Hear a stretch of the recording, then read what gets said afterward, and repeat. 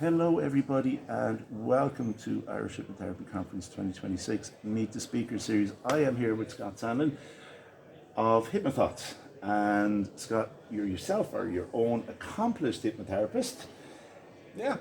But tell us a little bit about Scott. I'm so looking forward to you coming to Dublin, because you were meant to come last year. I was. And then there was a big, My it's all apologies. recorded on... I moved 1,000 miles, and my moving trucks came 2 days after the conference. We saw all the boxes and all the videos that you did. And I'm really, really excited to come back. It's And thank you for being a gentleman about it. absolutely. Anyway, Really looking forward to it. so yeah, I have Hypnothoughts Live, which is a hypnotherapy conference in Vegas that a lot of people know of. It's the largest one in the world. It is. And we're 13, 14 years in, so it's been fun. It's great. But before that, I had presented at 50 hypnotherapy conferences before I started my own. And I was a clinician for 17 years before I started the conference. And in that, I was really clinical. So I was in drug rehab centers, I was in doctor's offices, I was in dentist offices, I was an on-staff hypnotherapist, and then had a private practice, built out a clinic, hired a bunch of hypnotists to work for me. And really scaled the idea of, I want to help people who help people. Yes. And it used to be I want to help people. And then somewhere along the line, I wanted to scale that up a little bit more. And that became, I want to help people who help people. And that's really the way I see my stage in this career that we're all in. And it's super fun. And it's actually a privilege for me because, like, I'm 4 years, this is the fourth one. And May 2023 was the first one. Okay. So that's actually only 2.5 years ago. Yeah. And I actually made the decision to do it here in upstairs. Is that right? Yeah, 3 years ago. That's cool. There was the first time the really serious talk came in. But it was like people know each other now that didn't before. Yeah. There is a community. Yes. So I completely get what you're saying about helping to create a community that supports people. And it's better than it used to be. And our profession is an isolating one. Yes. I mean, you're talking to clients all day, but you talk to a client about their problems, not your life. Correct. Like, no clients really ask you how your week No. was. And then they leave. You can't tell anybody really about it. If you Correct. do tell someone, they don't really understand it. Correct. Your spouse loves you, but they don't understand what you're doing in that office all day. Correct. And so coming to a place where you're seen, where you're understood, where you can have shorthand conversations. And I think that's a really important thing for any industry, any community, anything, any group. And that was really lacking 15, 20 years ago. Yeah. And it was a very, very lonely career. And it's certainly gotten better. Yes. And more conferences are popping up, and regional conferences, which I think are great. And like just being here, Yeah. I'm seeing people I haven't seen in years. I mean, we were just talking about it before the cameras came on. We're in London at the moment, so Yeah. just Yeah. at the UK Hypnosis Convention. Yeah, like I mean, getting to see Adam, Yes. getting to see Richard, a whole bunch of people that I haven't gotten to see in years. Yeah. Brits or Europeans, or I mean, a couple Americans that I just haven't seen, and it's so cool that we have a profession where we can appreciate other people's skills, other people's approaches, and just get to spend time just loving each other. Absolutely, absolutely. And actually, I think back to when I left here 3 years ago. I think I didn't know that many hypnotherapists in Ireland, because the training group I'd been with had I didn't know that many of them, many of them weren't practicing, and so it was like maybe I asked 6 or 7 people, what do you think about running a conference? Yeah. And they all went, that's a great idea. And I went, why hasn't anyone done it? We know that one, yeah. But it makes the point, now the circle is so wide within Ireland and obviously internationally as well. Yeah. So technology has narrowed the gap, it's made the space an awful lot easier to connect with people, but it's actually places like this where you get the physical one-to-one with people where you can actually have a more meaningful connection. This makes the online conversations deeper. Correct. Because once you and I've done this, once we've actually, hugged, once we've actually bought each other a drink at a bar and laughed till too late, at night, That means our emails, our text messages, or whatever that goes back and forth, throughout the year, has that depth, has that Absolutely. subtext, and I understand that a lot of didactic learning can go online now. It absolutely can. It should. That's great. Coming to a conference isn't just about hands-on practice. It's about a deeper level of conversation. It's about organic education, and it has transformed my career. It's about mentorship. That's an important part of this. Yes. So one of the main reasons I started Hypnothoughts was because of the benefits I got from conferences coming up. And I was really, really lucky that a few wonderful people took me under their wing at conferences early, because I was a child. Yeah. I mean, I was literally 17. I was literally a child. And these people were looking out for me. They weren't trying to take my money. Yes. They weren't trying to exploit me and whatever. They were sincere in saying, hey, look, we got this young kid who actually cares, and if he sticks around long enough, he could get good. And and they threw enough good ideas into me that I got good somewhere along the way. And I just want to pay that forward, because they put so many people invested in me. It's like the gratitude thing is crazy. It is, and it is wonderful how much genuine people there is that I don't necessarily know in other professions, in other parts of life. And I mean, the other thing that I get asked, and I've been asked it many times, and I've always said no for this exact reason, is will you put it online? No. Right. I want you in the room. Right. It's the community, it's the learning that takes place when we're there. Not just the physical learning from the presenters, of which there's loads, but the connections, these conversations, the collaborations that take place as a consequence of it. And then the profession just expands as a consequence. So I've run multiple online conferences as well. I did that first. Yeah. I did three. It was called the Hypno Summit. Yep. And it was virtual. One of them was 24 hours a day live for 3 days, which was a terrible idea. The numbers must have dropped off at certain times. Well, because it was international, we were just picking up different time zones. Right, okay. But it meant that I had to stay up for 3 days because we needed people to do tech support. It was a disaster. But it was a cool thing, and we got at the time, and with the tech at the time, it was good for what it was. But having done 3 of those and running a website and whatever, I think I'm in probably a better position than most to say the difference between an online conference and an in-person conference. And it is the difference between throwing a bullet and shooting one. Yeah. I mean, it's a completely different thing that gives you completely different upside. Yeah, and the funny thing is, like, I went to Hypnothoughts the first time, I think was 2022. Ish, yeah. And I think I was probably the only Irish person there that year. Might be true. I think I was, I but believe it. and there may have been one or two, Yeah, but I yeah, didn't yeah. necessarily know them. And I think the following year, 11 came over. That's And do you know what was really interesting though? Was Irish people in general had looked at abroad and thought, wow, they're so far ahead of us. And then when they went there, they realized, Right. no, we're actually on par.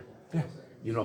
But it was just because I suppose, we hadn't been out, people hadn't been to conferences. In fact, I think when in 2020, I think I started coming to London, was it 1918 or 19? It was my first UK hypnosis convention. I was the only Irish person there. That's crazy. Do you know what I mean? And it's only literally across the pond. Right. And now there's maybe 10 people around here this weekend, or thereabouts. I wasn't here last year, but the year before, there was another good few Irish people here. But it's kind of slowly expanding. People just haven't been aware of the benefits of connections. And we want to do online learning, of course. We can learn that way, but it's not the deeper connections that you get. Yeah, I can't emphasize this enough. The amount that being in the room with other hypnotherapists has impacted my career is everything.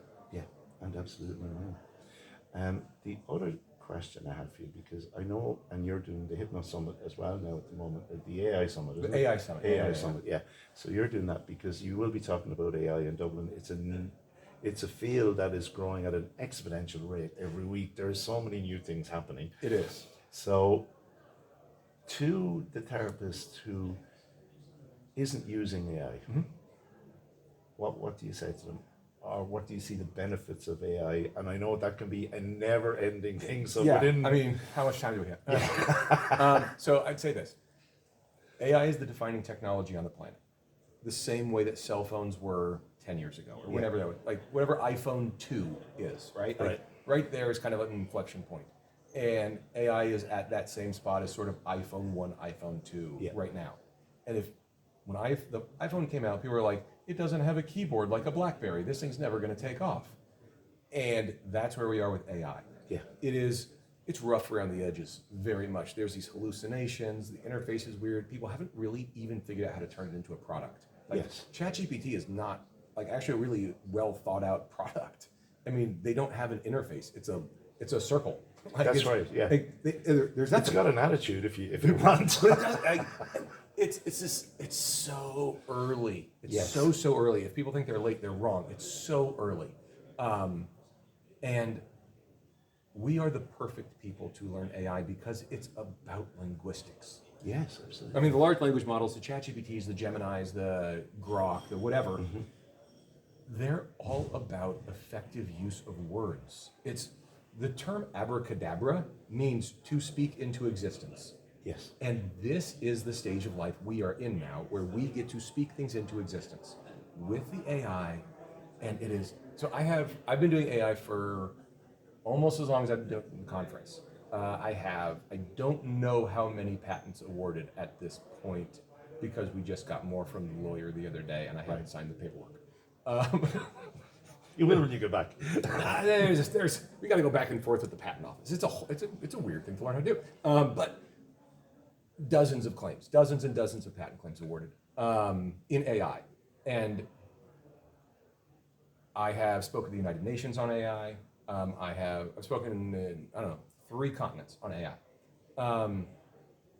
It is going to change every single one of our careers. It's going to change the way we practice. It's going to change the issues that come into our offices.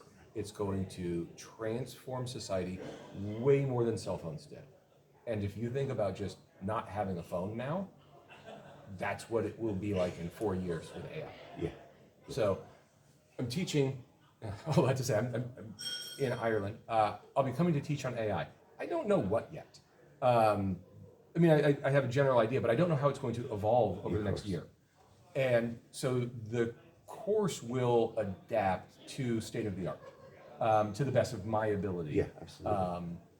Well, no better person who's at the top of the field and is monitoring all of the latest developments, so you'll know one more.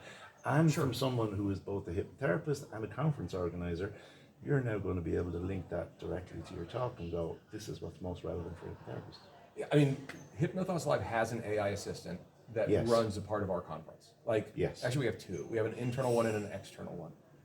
The external one is the one that other people are allowed to use, and then Stephanie and I have our own that knows a lot more. And it's the amount of time saving that having an AI assistant gives you.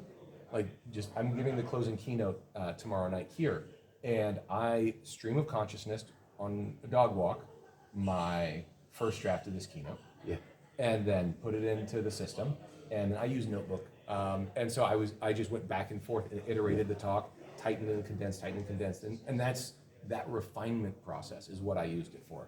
And just to have that kind of a sounding board that knows everything I want it to know. Yeah.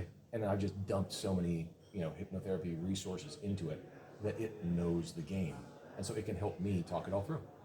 That is wonderful. I do use it myself, and I do use it. I've created little chats within ChatGPT to act as generics and etc. and all those.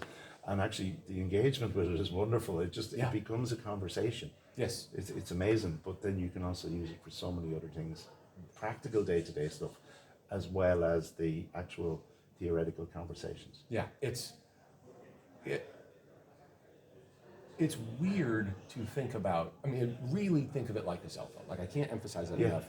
The amount of utility you can get out of your phone. You're like, I do all my banking on my phone. I use it as my wallet. It's how I get on airplanes. It's it's how I schedule my boarding day. passes are on talk it. to My my credit friends. cards are on it. So you turn on your lights in your house. Whatever it is. So much of your life you do without thinking through your phone now. And so the same thing is going to happen, but some of it will be proactive, some of it will be reactive, and a lot of it will be conversational. Yeah. And just that effortlessness is going to be such a cool thing for us to be able to do once we navigate it. The learning curves and the growing pains will be there to be sure. Of course. Because this will be quite disruptive. And a lot of our clients are going to go to ChatGPT before they come to us. Correct. You know how all those clients used to say, I've been to a doctor, I've been to an acupressure, Yeah. and you're my last. ChatGPT has now told me. ChatGPT is going to be like second on that list, like Yes. way before the In fact, I think acupuncturist or the chiropractor. one of the ChatGPT upgrades was to actually counsel that because Yes. they were worried about being people's therapists actually. It was a top 3 use. Yeah. Top 3 use of ChatGPT was coaching, counseling. Yeah. And so when we think about that, okay, now that means an AI that is by definition smarter than you Correct. has talked to your client about their issue before you. Correct. That should be taken into account when you're doing your intake, because a lot of the first obvious stuff you would consider was necessarily done, Yes. Absolutely. etc. So there's a lot of interesting things in the way it will change our careers, and a lot of people who won't come to anybody because they just want to go to an AI. Yeah. Or how about AI search optimization? How do you make sure the AI That's the other side. How do suggests people find you? you? Yeah. Yeah. Because isn't it search more than Google these days? Or Yes. it's on par. It's right there. I mean, Yeah. it depends on when you hit publish. Like it's I understand. right, yeah. I understand. Like it's there. Yeah, but to be found, ChatGPT needs to know you. So, Yeah. and it will actually tell you how to code the words to put in, the forms, the structures. It'll tell you. Yeah, that's If you ask it. It's such an interesting technology that you can converse with. Yeah. It's an I love it. I have to As say. you. I could talk about it all day. Yeah, Like, absolutely. But I'll say this one last sentence. We used to learn computer language so we could program computers. Computers have now learned English so they can program us. And if you don't think they are intentionally and actively right now programming you, you missed the whole last couple of years. Right. So, and that is just that is the field we are all playing on Yeah, now. absolutely. Absolutely. It is the future, and there's no doubt about it. Yeah. So it's about us being on the curve, Yeah. Yeah. Because we won't be ahead of it, but we'll And- be on the curve. and we'll be we- ahead of many others, though, mind you. And we can catch up faster because of our understanding of linguistics. The way it's different in different systems, Gemini versus OpenAI or whatever, but the way ChatGPT does prompt engineering is structurally very similar to a stage hypnosis script. Right. And when a hypnotist learns to structure how to talk to an AI the same way that a stage hypnotist practices and structures talking to the subjects on the stage, that connection shortens the distance that we have to go to learn this stuff that other people do not have, other industries don't have, therapists do not have. This is a huge head start for us. And it is direct suggestion based, role phenomena based. The AIs do it. Yeah. And that means we can learn faster than everybody else. Yeah, So we should. Absolutely. Well, I mean, I know as we go down the road, there's agents that will take over so much of the efficiencies of your business and all that kind of stuff. And that's still an evolving, dramatically evolving, because I think at this stage it's probably cumbersome, difficult to learn Parts. and all of that. Quite, yeah. Yeah, but I mean, as that happens, AI just literally does your scheduling, does everything for you. Yes. The whole thing. So your time becomes more valuable for you. Yes. Yeah.